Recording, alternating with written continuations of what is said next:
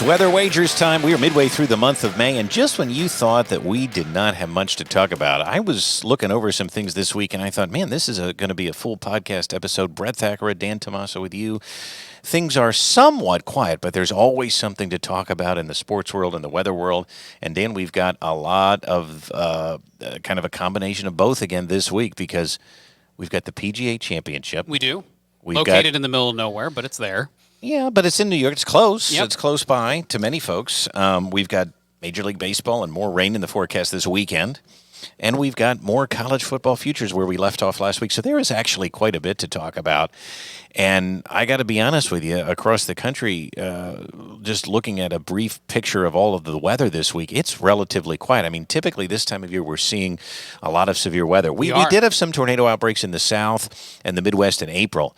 But so far, May has been relatively quiet. And that is because we've actually had spring. We have had a spring. That is the very key part of what's been going on, that it's been cool at night, relatively warm during the day, but almost no humidity. Yeah, round of applause.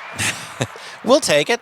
I do want to bring up something, though, because you had a little viral tweet yesterday. And Unreal. We're going to talk about this. I'm still shocked by this. We're going to talk about this right here. There was something that you were scrolling Twitter, and there is a cold front that came through the Great Lakes in the Northeast. We're recording this on Wednesday afternoon, yes, and it came through very early this morning. And what that is going to do is it is actually going to produce some very dry air over, again, the Great Lakes in the Northeast. It's going to produce some very low dew point air, and that means that tonight in places like Michigan, New England, Ohio, Pennsylvania, there could be some frost.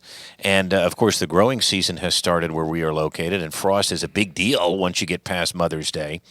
And so you were scrolling on Twitter, and you saw somebody tweet out that this was called a pneumonia front. And I didn't like that.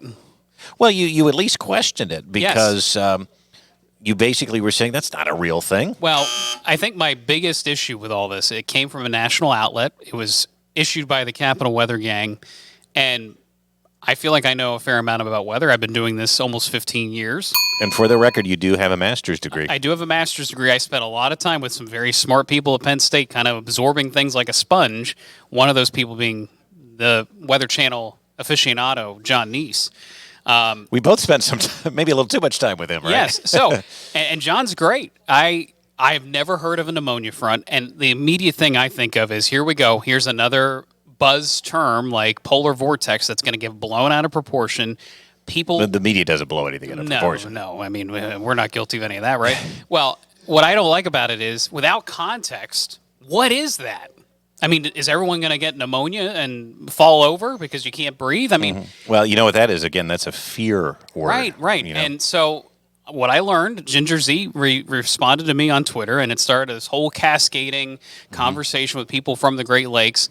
It's a term that was coined by the National Weather Service. I think that's very unfortunate that it came from an official source. And by the way, Ginger wasn't really calling you out. No, she was just saying, I actually have heard of this. We studied it when I was at several stations in Michigan, and I wonder if it's a regional term. Yes, it may be a regional term, but to the national audience that this was put out to, without context, everyone probably thinks, what is going on? Right, and am I going to get pneumonia? Right, and so that's what I didn't like about it. And she actually agreed with me that you have to put it in context, and it's these weird terms that people remember. Heat lightning is another one. There is no such thing as heat lightning. Heat does not cause lightning to fire. It is just simply a thunderstorm too far in the distance for you to hear thunder, because thunder is going to get muffled by the atmosphere as it travels outward from the lightning bolt, 30, 40 miles away. You can see it on a clear summer night. It's not heat lightning. Heat doesn't cause lightning. You're right. But there are these polar vortex, right. Anything to scare people. And that's why we roll our eyes and move on with our life. Listen, it's a cold front. You know how I know? It got colder today. Correct. And that was my point of the tweet. I just didn't want to perpetuate this odd term that, again, if you're not totally with it, if you're just scrolling Twitter, you're just scrolling Facebook, and you see this, Oh, my goodness. I got to be concerned. Right, a pneumonia front. So I just thought that was Hope interesting. But everyone's happy and healthy out there. Dan making news, and that tweet blew up thanks to Ginger Z. But again, at the end of the day, she agreed with you, and I think it is smart. You have to be responsible with these things. And more importantly than that, you can throw something like that out there if there's good context with Correct. it. And I think that was your point. Now, one of the reasons I brought that up, too, is this front came through the area where the PGA Championship is. It means business. And it means business, and they are going to be dealing with some very cold weather in the lead up to this event. But let's get into it. The PGA Championship is going to be at Oak Hills East. It is this weekend. That's in New York State. Yes, it is. Talk about the odds that you found and who's listed as the top 5 to maybe look at trying to get a win here at the PGA. Well, what I found interesting was this list actually is not that much different than the list we presented for the Masters. You're right. A lot of familiar names. A lot of familiar names. But there's a reason for that. There is a reason for that. I mean, Vegas knows what they're doing. So what's odd is it wasn't easy to find this information. This is from a sports book I had not heard of before, Bet365 sportsbook, so valid as of today. John Rahm. And that's Wednesday for those of you listening later. Yep. So John Rahm listed here at plus 750. He's the favorite. But Scotty Scheffler right there, too. Yeah.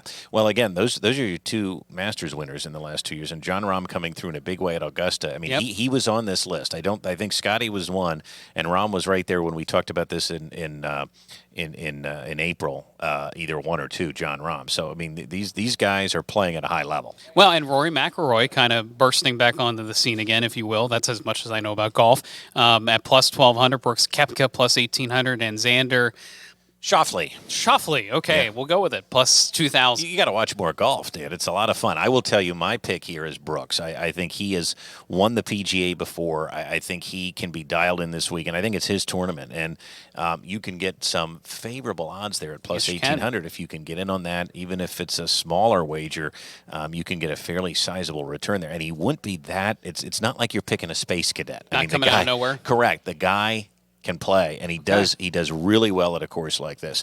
But the question is always, we are here to talk about weather. Well, in addition to the wagering part of this. Is Tiger Phil a part of this? You know, Phil had a great showing at the Masters. You're shaking your head, Shiner. Tiger is still injured as of the moment, perpetually fasciitis, and he's that's a different working through that. Yeah, he actually pulled out of the Masters mid-round because he was hurting too much. Right. So See, I thought it was he's his back. Still not on the. Well, it's all connected. And the you foot saw bone, the elbow bone, all that stuff. To the funny bone. Bones connected to the leg bone. Yeah. And Tiger just, if you saw the images. Yeah. He looked like an old man. I mean, he was limping. Yeah, and the problem with Tiger right now, it's not that he can't swing the club. He just physically can't walk the course. So there have been a lot of petitions that, hey, can he get a cart for some of the majors just because people love golf when he's involved. Well, it's a ratings machine. But, it wasn't the swing that was killing him. It was getting up and down the hills. Well, and so this brings me to a point that, I'm a casual fan. I watch maybe the last day of tournaments sometimes, or at least, the back half as things are coming down to the wire. I don't know these names other than Rory and Brooks Koepka. Well, you're right. And I think you have to be a golf fan that watches every week. And even myself, who is a big-time golf fan, I don't watch every week just because I can't. Well, I'm doing other things. It's a time drain, too. It's a time drain. So, but, I knew all the names on that list. But there's only a few that really make waves. Phil Mickelson is another one. I would never count him out. I think he's getting older. I'm not sure if Phil can do it. He did win the PGA. He was the oldest person to win. He was over 50 when he did it. Interesting. But I just think Brooks and this tournament were made for each other, and he can hit the long ball. Do we have information about Phil? Phil is in the tournament. That's what I thought. Yeah, he just might not be in some of the top. Not odds. on Live Golf. Not during the majors. During the majors. The majors, they're allowed to come back if they're former winners. There's a whole absolutely. Deal with it. But that's why let's see how he does. I wouldn't count him out. He finished second. Yeah, what a story. Yes, and the guy looks better. He's in better shape than we are at 50-some years old. So, hey, good, if I Phil. could make millions playing golf, I'd work out every day too. Absolutely. All right, let's get into the forecast, though, because in addition to maybe picking who you want to win, you have to take into consideration what the weather is going to be like. And we have some pretty good news here. Dan, why don't you take it away? There is, of course, at least one thing to keep track of, but leading into the weekend, it looks phenomenal. Yeah, day one is probably the nicest day. Maybe Sunday too, but day one, I highlighted here, Oak Hill East Course, temperatures in the mid-60s by the afternoon. But this is a big but. The morning, early tee times, it's It's going to be a cold one. How Temperatures cold in the 20s. do you think they're going to be there in upstate New It's York? going to be cold. I wonder if they'll delay a little bit. They might have to because it's definitely going to be frosty there, Yeah, right? it'll be frosty, 25, 26 degrees, you think? Well, and the air is so dry. Yep. And so, yeah, they definitely have a chance of really cooling off at night. So that leads us there. It briefly showed 30s early Thursday. During the day, it warms up. Not much going on. Just a little bit of cloud cover passing on by. Thursday night into early Friday's okay, too. Friday's a nice little warm-up, so we get warm ahead of the front. Yeah, that's nice. How about 79, yeah, a lot of close to dry air, no humidity in sight. So the players, I think, will enjoy that, but this is not what you want to see. This slow progression of mainly light rain. I don't think we're going to see thunder with this. Yeah, and they may try to play through it if they might. can, or at least just a mini delay Saturday afternoon. The good news is, so that what you kind of see, I'm going to bring this full screen so you can see it a little better. Right toward New Jersey and Long Island, there is a low setting up.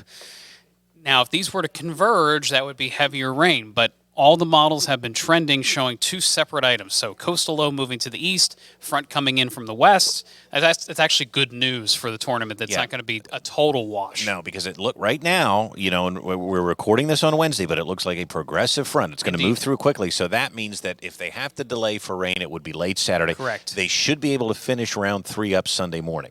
So if I had to make a forecast right now, I would say they're probably going to have to finish round 3 Sunday morning, but they'll get that done, and then round 4 looks great. And I will say the trend has been relatively light rain with this, a little bit more to the north of us. I don't think here in the mid-state, central Pennsylvania, we'll get to see much rain, but it's enough to keep things damp. It's enough to kind of slow things down. I don't think it's going to be much to help with the deficit that many areas are in the Northeast because it has not been wet this spring. Winds, let's talk about them. Are they going to be a factor maybe along that front on Saturday? Right, so light on Thursday, picking up as it warms up Friday. Southerly flow Friday. There's that warm breeze. So the players got to be aware of that. I don't know how that affects their games, about 10 to 15 mile per hour the winds. caddies need to know that because that can absolutely play into how they hit their shot, no doubt. Then the breezier day is definitely Saturday. The showers may curtail some of it.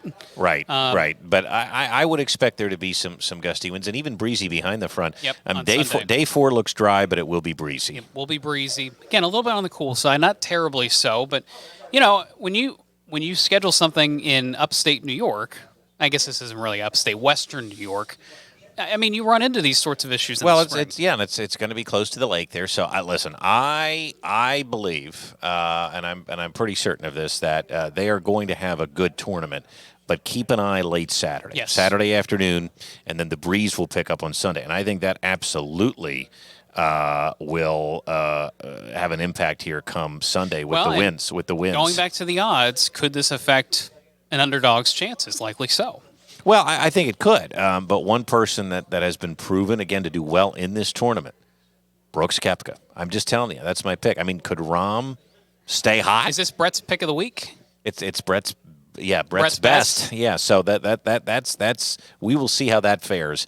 I'm much more confident in the forecast than I am in that. Now let's talk Major League Baseball in the forecast for the weekend because we're going to be tracking this same front, and here are the games that we have picked out for an impact. And I update these graphics each week, and I hate to say it, the same teams keep showing up. Well, no, it depends on who's free at the moment, but you and I do a lot of prep work for this. Yep. And last week you had picked the games, and this week I did, and I noticed that too. It's a lot of the same teams. Yep. I see the Yankees, the Reds, the Phillies, the Mets, the Braves again, as you said. That El Nino is acting up. And and that has an impact. What I find a little bit disturbing about this year's baseball trends across the board, starting pitching injuries are up.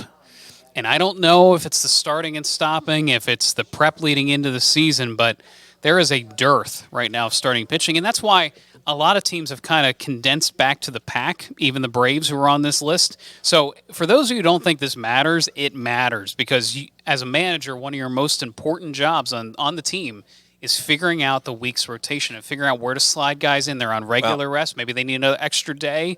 I think it's important. Your knowledge of baseball and how that works, I find, I mean, I could listen to that all day, and I think that you're right. I think to a casual fan, the only thing it affects is, maybe the game ends early and we wanted to watch a game and all of a sudden it rained, bummer, or, you get, if you're at the game or you get a rain out, you get to come back another day, which we're going to talk about that coming up too. But the reality of it is nobody Nobody likes delays. Nobody No. nobody likes things, and we've talked about this too. Whether it's like a James Franklin in college football or a Nick Saban, nobody likes to get out of their routine. No. And the weather. And pitchers are very routine based. That's right. And the weather, and so are managers. Yes. And the weather can throw these guys for a loop, and they don't like it. So it absolutely matters.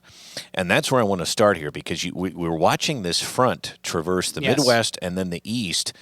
And so what I looked at is I thought, okay, the Yankees are playing the Reds at Cincinnati. Which, quick note on the Yankees. I don't know if you saw this. Domingo Germán last night got caught with a substance on his fingers and on his jersey. It was so blatant you could see it on the telecast. Oh, really? And it wasn't bubble gum. And no, it looked like some mixture of tar and whatnot. I mean, who knows? I mean, the stuff these guys do is gross, to be honest with you. Well, it always has been. Yeah. You wonder what it is and what's Correct. in it, and so they're gonna look into that, I'm sure. Yeah, I mean, he could be facing suspension. Yeah.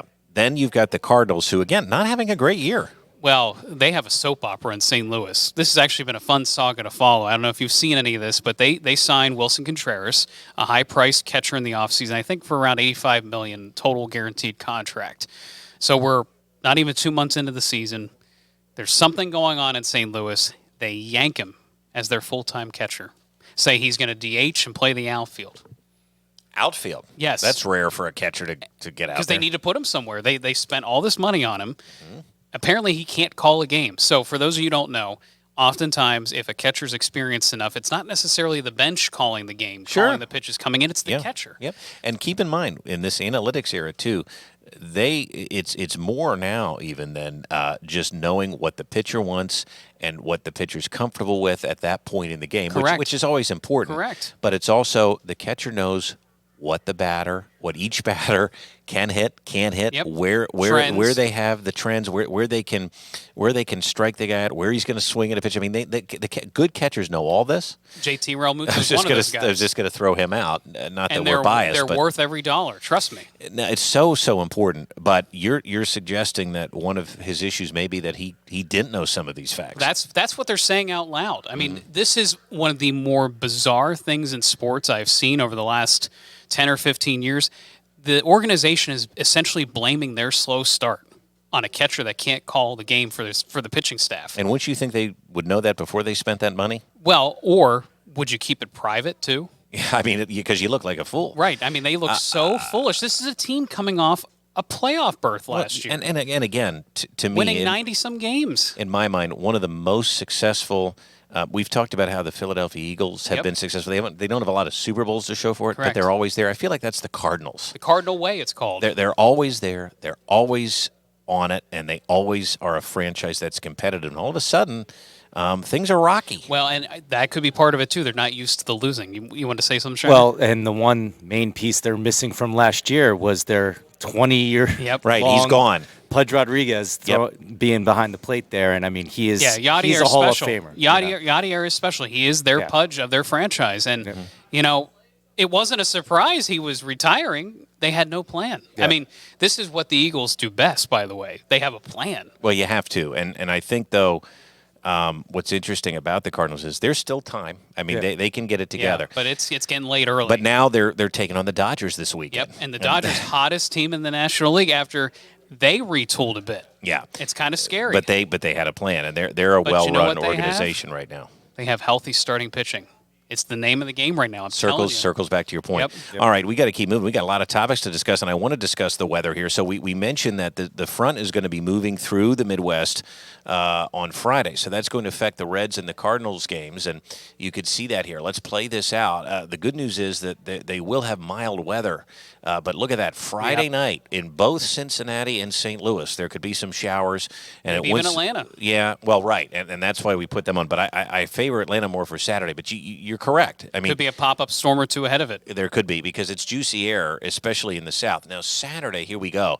There's a lot of 4 p.m. games, and that includes, again, the Diamondbacks at the resurgent Pirates, right? How about those Pirates? Yeah. They're in the playoffs right now if it ended today. Yep, and the Cubs at the Phillies. Look at that. There's the low now on the other side of this that you referenced. Yep. That could have an impact in Philadelphia as the Cubs come to town. But also New York City bullseye. Well, Guardians go to the Mets, and the Guardians were affected last week. I know, and the Mets The Mets too. The Mets have been the most affected team by rainouts. We're going to get into that in just a second, and then of course, as you said, the Fish are taking on the Braves. So, but by Sunday, everything's looking everything better looks across good, the board. which So if is there great. are doubleheaders, Sunday would be the day. Yep. I do want to talk about the Mets and the Nationals from last weekend. Dan, you tweeted out that we had called this right here on the podcast that there would be some rain in that series. So let's go back and describe what happened. This was what day again? It was it Saturday? I think it was Saturday. It was Saturday. Yeah, it was Saturday because that's when we had all the rain. My days are blending together. There's been a lot going on.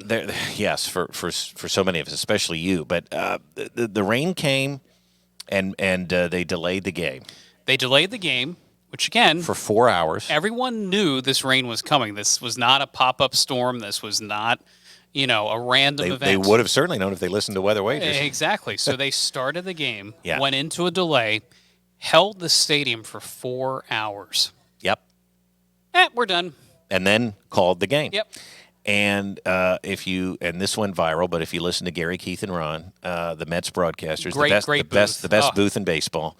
I mean, Keith Hernandez said it was unconscionable. I was to do trying that to to the invite fans. Keith to this podcast today. I was unsuccessful in reaching Keith Hernandez. Well, Keith's in the Hamptons. Just hanging. He's hanging with the Barefoot Contessa and the like. And Pinky's up.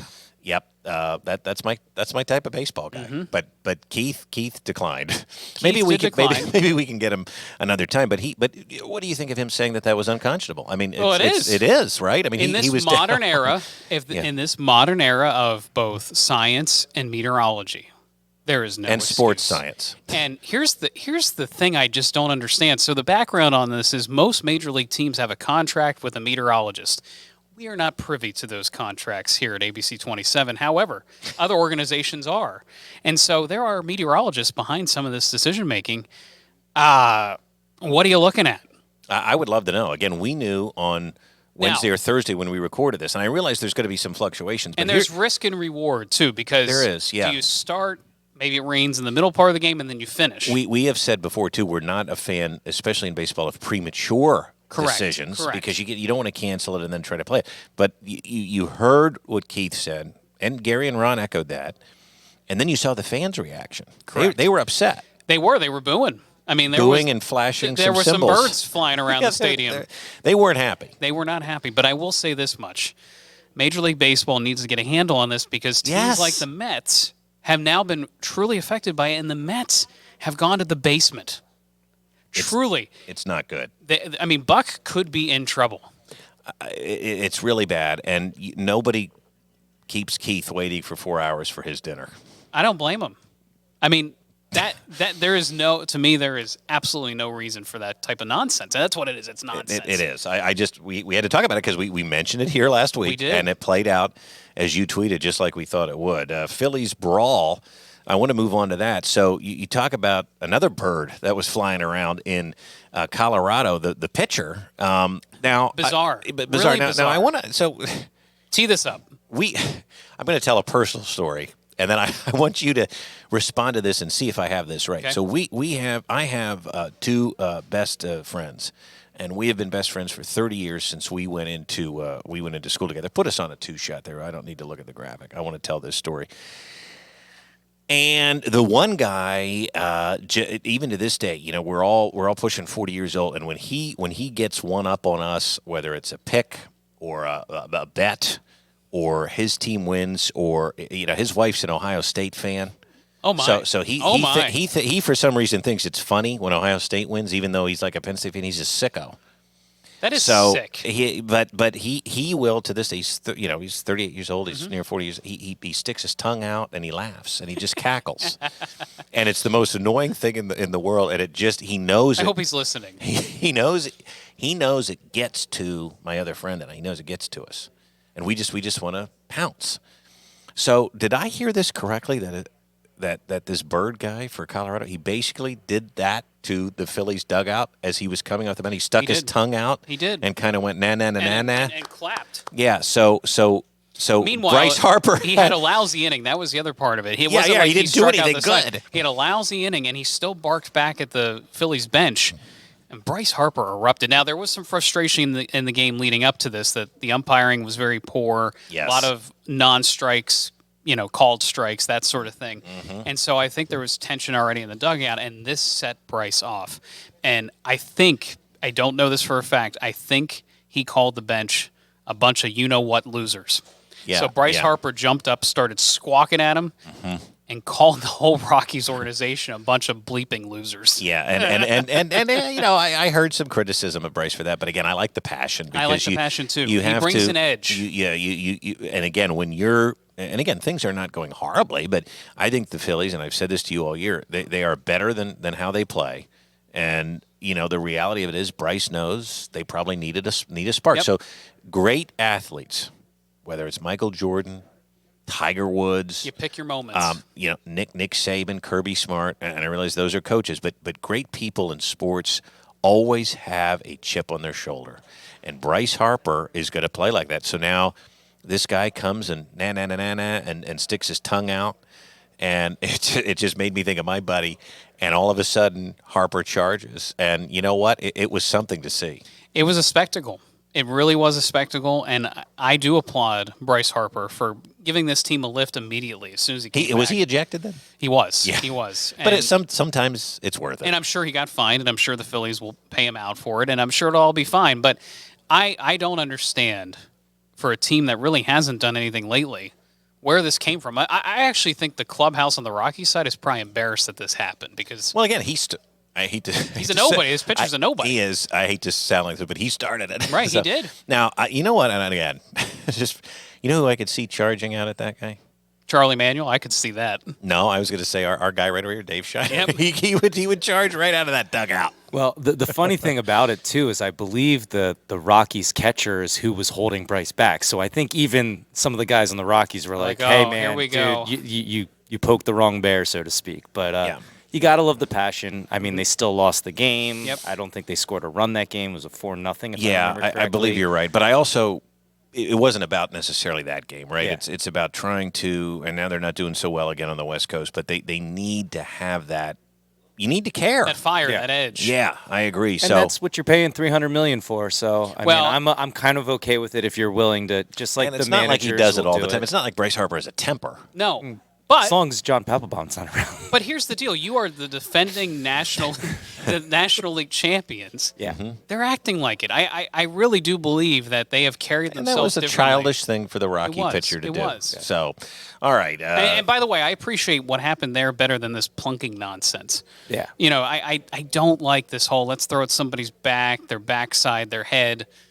To me, that's cowardly. No, just stick It's your the tongue out and unwritten rules charge. of baseball, Dan. Come on. I've always hated I've never been a fan. Well, myself. and again, what are we doing? We're talking about it. We're talking about the Phillies. So that's not a bad thing either. And okay. if you're joining us too, the last two nights, the Phillies have lost by their own undoing on defense. So hopefully that gets buttoned up here a little bit. And bye Bailey. So Bailey. I'm in his happy. defense, I'm happy. in his defense, that inning was propelled by two you large mistakes. You come to this guy's defense like he was your own child. Because I mean, he was I just so don't. good I just. last year. I mean, Stott had his first error of the season, I believe, in that exchange. And a line drive to Castellanos in and out of his glove. I mean, that was weird. And then last night, sailing pop-up over first, Cody Clemens doesn't get under because he loses it in the sky. And that leads to the wins for Gabe Kapler. You want to talk about being lucky? Hey, listen. You like this guy? Go see him in Lehigh Valley. I might. Okay, Well, drive over there. So to my point, he may be back because right now the Phillies have so many pitching injuries. Yep. There's not a whole lot of options to bring up from the minor leagues that are ready. Yeah, and like you said too, that's not an issue that the Phillies face alone. So. Right. Well, and a quick update on that too. I just want to mention Mets having serious pitching issues, as we talked about before. David Peterson was just sent down, similar to Bailey Falter. Now, they got Verlander back healthy, and Scherzer pitched well in his last outing. But the Braves are treading water right now. They've had a losing week, and they lost their two best starting pitchers likely for 2 months. Well, and that's why I wanted the Phillies to make some hay here. But I think they will. They will. They might, but they're not doing it out on the West Coast. And that's I know it's tough to win. But last two games, again, were their own undoing. They have a good home series here coming up against the Cubs we mentioned. So we may see some changes to the standings again. A lot of division games coming up, too. Yep. So you can kind of write your own script there. And the Phillies have not played anybody that's in weird, their division. too. Yeah. Yeah. So, okay, let's move on because we have a lot to get to yet. I want to actually, the NFL schedule was released in. You were here last yes. week. Yes. You were here talking about this. You were here talking about this last week, and just a couple of quick thoughts I want to get your opinion on, and that is the first thing, which is, and we briefly, I think we touched on this last week. It's hard. I have a hard time remembering what we talk about on the air and what we talk about off the air because because for you and I it blends together. But the NFL has said they own the world. They do. They don't care about college football, and they're going to move in and play a Black Friday game on Prime. They're going to make Al Michaels work on Black Friday. And is he going to be thrilled about this again? I don't think so. But more to the point, they have the Jets and the Dolphins. It's a divisional game. Does any? I hate to phrase it like this, but does anybody care? No. What if those teams are not relevant by that point? I mean, it's certainly possible with those two. Now, one of them might be. We don't know that. What if they're both relevant, though? But it could be great. But my point is, did Prime do well last year? And the answer is iffy. There's some mixed messaging there. I think on the whole it did. But again, if you didn't have Prime, were you going to sign up to watch Jacksonville at Cleveland? No. So my point is, this looks a little desperate to me. This is trying to get in a slot where you're kind of forced to watch it if you're a football fan. So I get it from that standpoint. What I don't get is, don't step on college football too much. I don't understand this domination factor they seem to be going for lately. Well, and again, they can get away with it. These services are going to pay. And they have. And speaking of that, starting in 2024, Peacock ponying up $110 million for an NFL playoff game.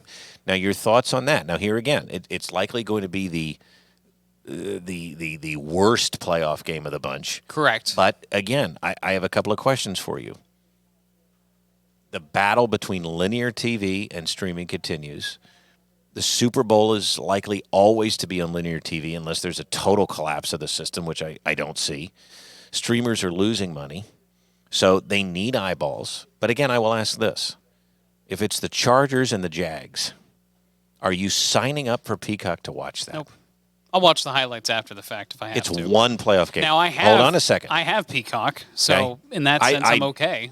I do too, but again, we are not the audience here. The audience is people that don't have it. Let me ask you this. Let's say you didn't have Peacock. I'm not getting it. What if it was the Eagles? Eagles playoff game. Ooh. I don't think it would make it on there. I think another network would grab it. No, I agree. I was going to say, will it be streaming in local markets, or will it be on TV in the local, on the local markets? I'm not sure of that. I think this is completely streaming from what I've read. Me too. Where previously local markets would still stream it. I think it is completely exclusive to Peacock. But let's go back to that for just a second. Let's just throw it out there. Let's say the Eagles are 14-point favorites against. Let's say it's the Eagles Texans. Okay. And it's just not that's competitive. Well, I'm just Yeah. But you, that's the only way to watch it, and you don't have it. As an Eagles fan, are you going to sign now? Because here's the deal. Now, you could easily tell me no. I'm still not going to do it, and I would believe you. And I don't think that's. I think that's the majority of people. Yeah. A lot of people though would say no. I would because I want to watch my team. But remember, the streamer is then counting on you staying signed up and not leaving. You could sign up for a month and then cancel it. Right.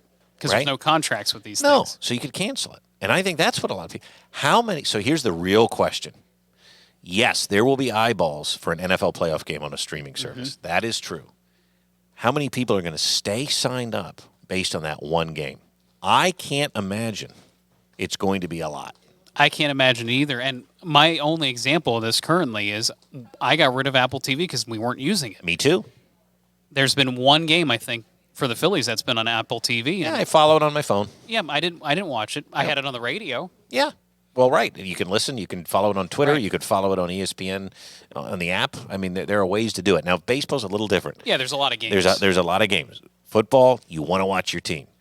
I still don't know if this is going to move people to sign. Now, what they're hoping is you get on Peacock, you look around, you see what they have, you stay signed up. I get it. I don't think it's a horrible strategy, but at the end of the day, I don't know how many subs you're going to get to stay subscribed. Because well, and it's kind of like the blackout rules here in this area that I have never signed up for Sunday Ticket because of blackout, and there's usually a game or two a year I can't watch, even though it's supposed to be broadcast in this market. But because we have the Ravens and the Steelers surrounding us, sometimes the Eagles get the boot, sometimes the Steelers get the boot, etc. I've never gone that extra level. I'll just listen to Merrill and Mike Quick on the radio. You're right, and so I think it's an interesting discussion to have, but that is happening. There is an NFL wildcard game on Peacock in 2024, so get ready and buckle up for that. Now, I wanted to talk about the Eagles' schedule. We're going to save that, though, until next week. We have all summer to talk about the Eagles' schedule, so we'll do that later. And it's a little teaser. It's brutal. Well, it could be. It could be. We do face the Chiefs. We face the Chiefs. We face the Bills. We face the 49ers. Buckle up, folks. The Vikings. Yeah. Well, there's always worst to first The in Jets. there, so you That's never right. know. The But Cowboys. And the point's been made, too. Who's this year's Rams? Let's just quickly dive into that. I mean, the Vikings. it could be Could the be. Vikings. It could be. I mean, And Kirk is at the end of the line, potentially. Well, and they faded a little bit, so we'll see what happens Could there. the Giants be awful this year? I mean, who knows what version of Daniel Jones you're going to get in that offense? Get to see him on Christmas Day, though. I think It's true. anything is possible, but we have all summer to break that down. I want to get back to the college football futures, though. We're going to play a game with these today. Let's pull them up. We've got three conferences. All right, we talked about the Big Ten, the SEC, and the ACC last week, so we've got Big 12 right now. And I want you to pull up the whole list here.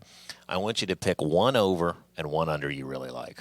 That's how we're going to do it this week. So we start, for those of you watching, I will read them anyway because we have a lot of people that listen. Texas and Oklahoma at the top of the list, 9.5. That's their win total. Kansas State, who took on Alabama last year, they did a great year. They won the conference last year, 8.5. 8.5. You go down the list, TCU, national championship, Fake. 7.5. Fake. They were in the national title game last year. Fake.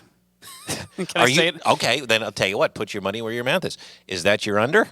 No, actually, I think that's about right. Okay. You think Vegas has that right? I think that's about right. Is there any team, again, I want you to pick one that stands out to you, over, under? I mean, the Cowboys at 6.5 seem pretty low. I'm going to go over on that one, and I'll go the under. Boy, Cincinnati at 4.5 is an interesting number. Well, remember that there is nothing there anymore, including Luke Fickell. Correct. So I might go under there. I mean, that is a very interesting number, and they're coming to the Big 12 at a bad time in their program. I think there's a lot. I think I'm actually going to. I think I'm going to go TCU under. See, yeah, it just Because now that just feeds the narrative, though, because everybody doubted them last year. They ended up doing better, but I think they were living on the edge last year. Yep, teetering a lot. Now they a lot have of to fourth quarter comebacks. break in a lot of new players. I think I'm going to go under. And then, for the over, oh, gosh, I think. Oh, did I pick an over? Yes, I did. Oklahoma State. Yeah, I think I will take Gus. Interesting. UCF, the Gus bus. Well, I like their chances better than I do Oklahoma's. I think I would take the Yeah. under there at 9.5. I Well, don't believe in what's going on there. I do believe in Brad Venables, Wow. but I has don't it know been why. Well, because he's a good coach, Dan, and he's a good recruiter. But he's coming from Dabo land, and Well, I mean, there's nothing wrong with that. I mean, he did win 2 national titles, okay? he did. And did, he but was very good at riding Oklahoma. Dabo's curtails. No, I don't think so. Listen, it goes back to what you say. We can argue about Brad Venables all day, and maybe one day we will. Yeah. That's why we have this podcast. But I also think that they have to prove it, and last year they didn't. Now, what about Texas? I mean, listen. It's Sark or bust right now. Yeah, I mean, because they're another one. I get it. They have Quinn Ewers. They have talent. They have talent. They have a better O line, but I have to see it. I mean, We all have to see we it. can all sit here and say, well, Texas should win the Big 12. Really? Because every year people think they're going to win 10 games and they win like 6. well, and the other one I like on this list, speaking of 6, is BYU. Everybody gets so excited about BYU in September. Oh, they're going to make a run, and oh, look at this team, and what's his name? I can't pronounce his name as the coach. Sataki? Yeah. I mean, they're fake. Yeah. A lot of fake. A lot of fake. Yep. So let's get into the Pac-12 now, and we're going to talk about. By the way, West Virginia at the bottom of the pack there, and that's who Penn State opens with. I would not be shocked if they pull a close game in that first one. So we'll see. I would be. I don't think. I think they're awful. In fact, they were almost my under. Wow. but it's a low number, so I'm not going to touch that. USC and Oregon lead off the Pac-12, followed by Shocker. Washington. No surprises there. UCLA, a bit of a surprise, but they had a good year last year. Utah right there as always. Do you think Utah would be your over? I mean, they again, here they are again. Cam Rising's back. I mean, the 8.5. I mean, come on, they are always there. They won the conference the last couple of similar years. to James Franklin, they lose games 2 or 3 a year. You know. Yeah, I'm wondering though if 8.5's a little low. It might be a little low. The one I'm kind of keeping an eye on is either the Beavers or Washington State. Those teams always seem to come out of the woodwork. I'm going to be with you on that. How about an over for Oregon State? I want the over. Yeah, I like that. I actually am probably going to go Colorado for my under. Yeah. I mean, remember, they won one game last year. It could totally implode. And Dion just cut half of his team. It could totally implode there. They could be worse than Stanford. That's what I mean. And Stanford's got nothing, too. But I think... Who's the coach at Stanford? Who cares? It's a bad look. It is. And I believe he came up... Did he come up from San Diego State? Beats me. No. Brady Hoke's at San Diego State, I think, right? Really? I'm pretty sure, yeah. Well, there's a name from the past. Yeah, but he's been there. Remember, he came from there, went to Michigan. That's true. And then floated around some other programs and then eventually wound up there. And they're looking at joining the Pac-12, by the way, because they need teams after USC and UCLA they're kind of the toast of their little neck of the world anyway. Correct. But, who do you like for your under? Ooh. Washington always loses games, too. They shouldn't. I'm going to go under on the 9. But remember, 9, even if they lose games they shouldn't, that still gives you 3. Gives you 3, but there's something about that program I've never liked. I don't know if it's their You just their want emblem. Rick Neuheisel back. I would love to have Rick back. He's my buddy. Yeah, Cal's a dreadful program. Colorado's dreadful. Cal is dreadful. But again, they don't care about football there. So Arizona State and Arizona, the Arizona schools too, need to make some moves here. They do. Now they have Kenny. What's his name at Arizona State? Kenny Dillingham. Yeah, Kenny Dillingham. So I think they may try to make a move. Do we have the Stanford coach? Troy Taylor. Yeah, and where was he at before? You're looking that up. I'm looking at it right now. I think he's been with the program for a little bit. I thought he was a head coach though. And I got to look up. I want to look up San Diego State here because I'm pretty sure that's Brady. So the Brady bunch.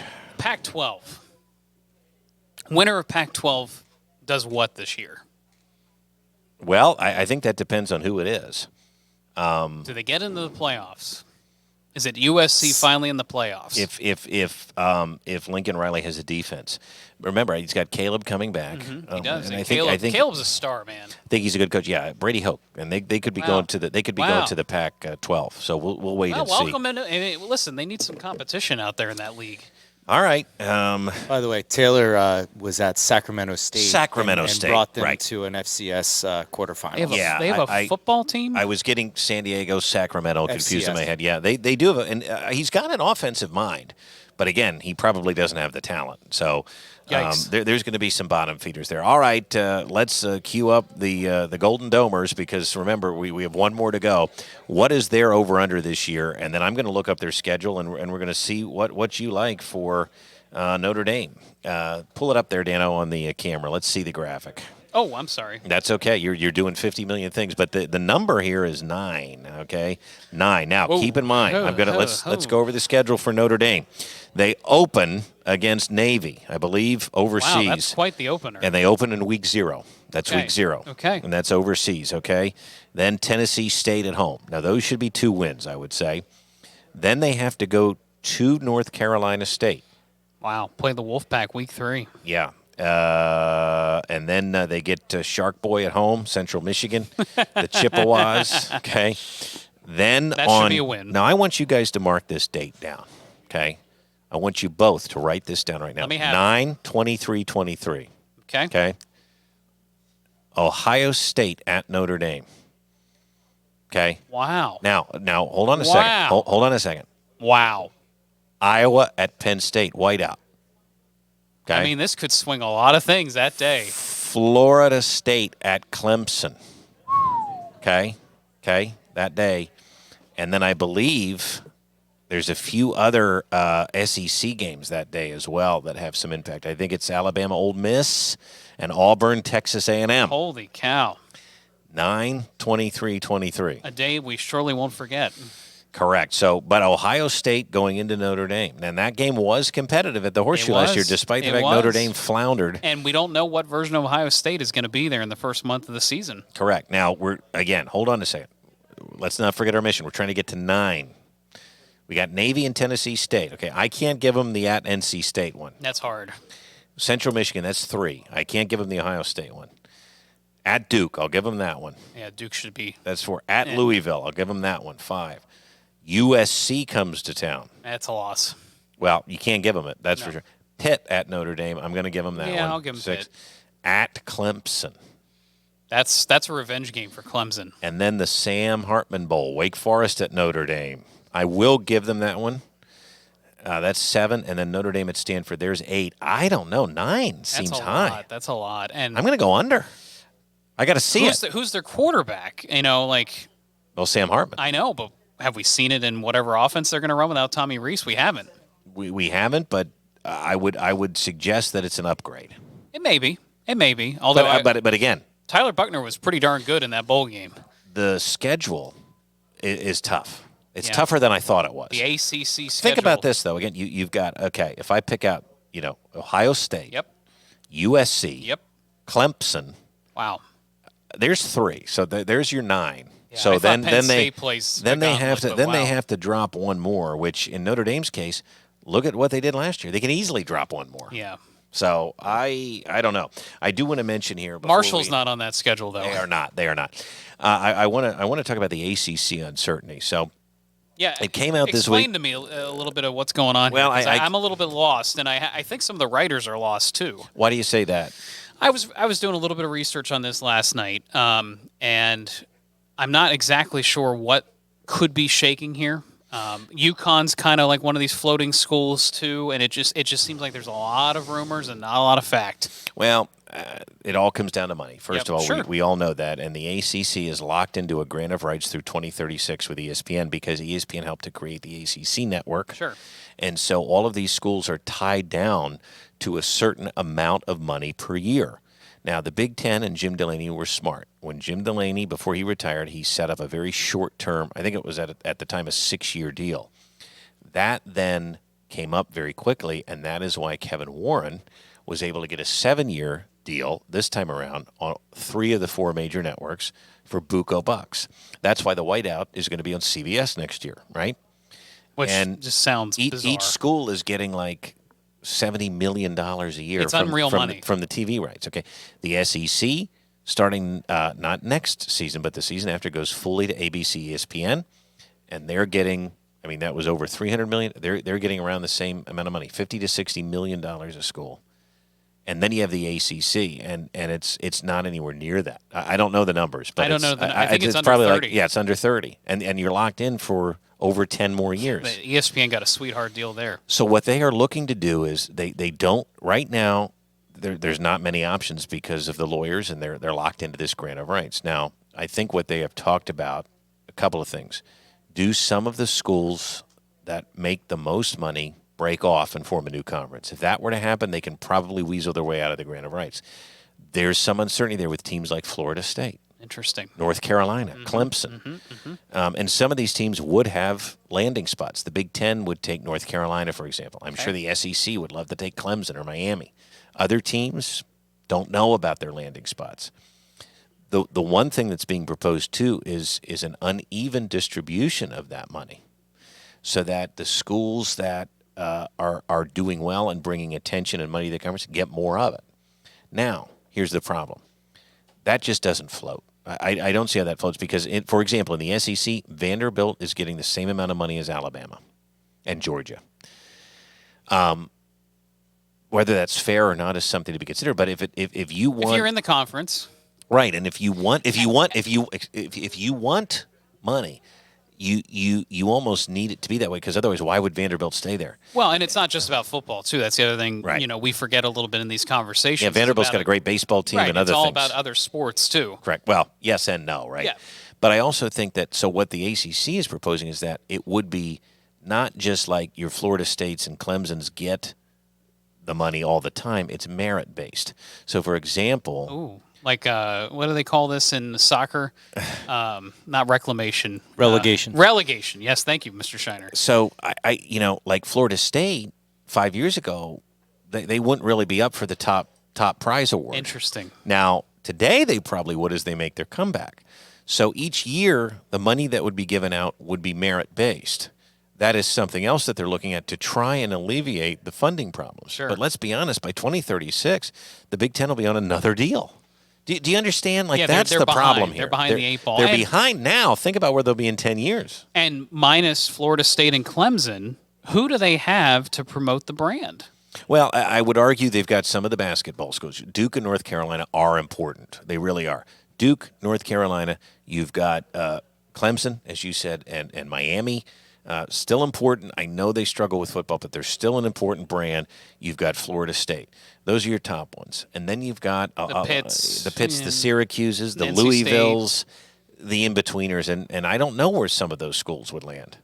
But, I mean, clearly you look at the seats on a Saturday, they're not filled up. See, and this is where I go back to, I understand why the Big Ten wanted USC, wanted UCLA, but could you imagine if the Big Ten would have expanded to pull in like UVA, Virginia Tech? Well, but that's what I'm telling you. I'm not so sure we're done here. Yeah. I think there's going to be more earthquakes ahead. I really do. Well, because keep in totally mind, see it. What haven't we heard yet? And I know you don't necessarily know where I'm going with this.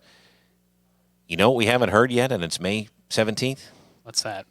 Pac-12 TV deal. Well, that's a very good point. And if they don't get something done soon, watch out. Yeah, it could get ugly fast. Well, and by that, I'm not so sure they're going to have a conference because those teams will bolt. Yeah. Oh, yeah. It could dissolve very quickly. Yep. I mean, we could be literally talking about expansion of other conferences again by the fall if they don't get this done. And there's been nothing said. Well, so here's my question to you. Maybe we don't have time for this today, but do you think the coaches know some of these earth-shattering moves are coming, and that's why someone like James Franklin signs a 10-year deal with Penn State knowing this isn't a bad place. This is stable. This is good. Well, maybe. I think in James Franklin's case, no matter what anybody says, he always wanted to be at Penn State. So I think maybe that's a bad example. But I can tell you that no matter what, if you're in the Big Ten and SEC, that's where you want to be. I mean, you don't want you want to be where the money is, right? Or you want to be where the resources are. Or like a Lincoln Riley bolting to USC now doesn't seem so far fetched. It doesn't, but I also think that's a bad example only because, again, USC is a brand. They're going to be good no matter where they go. But they haven't been. Well, good as in they have money, though. But you understand what I'm saying. Like, I do. I feel like there's stuff that goes on behind the scenes we don't all know about. Oh, I agree. And it's just like, Jim Mora going to UConn. Why did he do that? Is there a seismic shift coming? Are they all of a sudden going to be back in another conference? Maybe. I also don't think Jim Mora had many options. No, but again, that was a weird move to me. Well, I think, though, he wanted to coach, and you're right. We don't have time to get into this. It's a good discussion. I think that if you're not in one of the top 20 or 30 schools, you're going to be hurting and you're going to be lost in about 5 years. Wouldn't you agree? I agree. I mean, I kind of thought when I first started at Penn State 08, 09, I was getting concerned about the future of the Big Ten because I just didn't see it. It wasn't exciting football. Right. We weren't getting a consistent contender. Compare that to today. Right. I mean, I haven't been out of school that long, and it's changed drastically. Every week it's exciting and competitive, and that's what you want. Same with the SEC. Gentlemen, that's all we have time for today. I appreciate your time. We always appreciate Mr. Shiner. We are going to really delve into the Eagles' schedule here, I think, in the coming weeks. You guys called it brutal. We'll see if you prove right. Good luck. Enjoy the weather. Keep an eye on those rain games this weekend for the MLB and the PGA Championship, and I'll let you take it away. Yeah, I mean, it should be a fun weekend of sports. If you're watching Major League Baseball, XFL is over, so there's no more football. I can finally say that. Or the PGA Championship. It was on our network right here on ABC 27. The championship, yeah. We were late coming on because of the XFL Championship. First time in my career I could say that. There you go. So anyway, I hope everyone enjoys. Thanks for listening. You can always find us YouTube, Apple Podcasts, Spotify. Weatherwagers@gmail.com. Yes, exactly. send us that note. We'll see you. Have a great week.